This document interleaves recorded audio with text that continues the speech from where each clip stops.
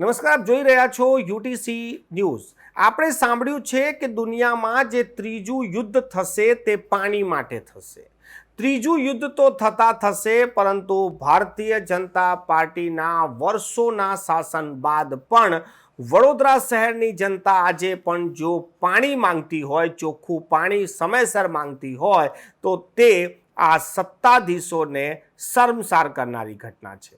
પરંતુ હવે તો જાણે મહારાજા સયાજીરાવના આ નગરમાં અને કોર્પોરેશનના સભાખંડમાં હવે તો પાણી માટે પણ પાણીપત જેવા સીનો થઈ ગયા છે।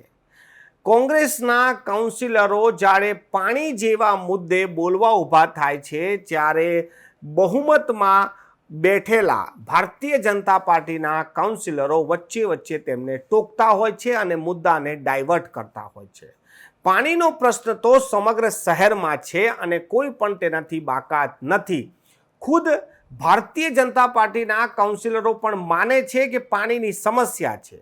ભારતીય જનતા પાર્ટીના કાઉન્સિલર તો જ્યારે બોલવા માટે ઊભા થાય છે, ત્યારે વડોદરા શહેરના મેયર પોતાનો હવાલો ડેપ્યુટી મેયરને સોંપીને સભાખંડથી બહાર નીકળી જાય છે। ત્યારે રજૂઆત કરવા ઊભે થયેલા ભારતીય જનતા પાર્ટીના મહિલા કાઉન્સિલરના હાકમાં પણ આંસુ આવી જાય છે કે જનતાના પ્રશ્નો જે સભાખંડમાં ઉઠાવવા જોઈએ એ જ સભાખંડમાં અપમાન થાય છે।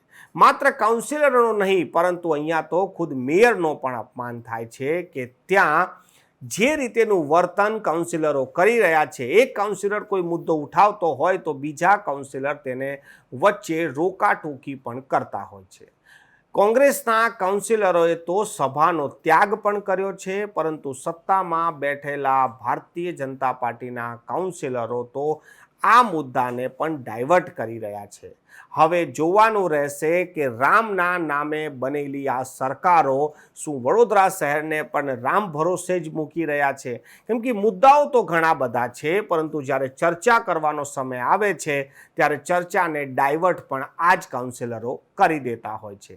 આજે પણ સભામાં આવી જ રકઝક થઈ અને કોંગ્રેસ સભા છોડી સભાનો ત્યાગ પણ કરી દીધો।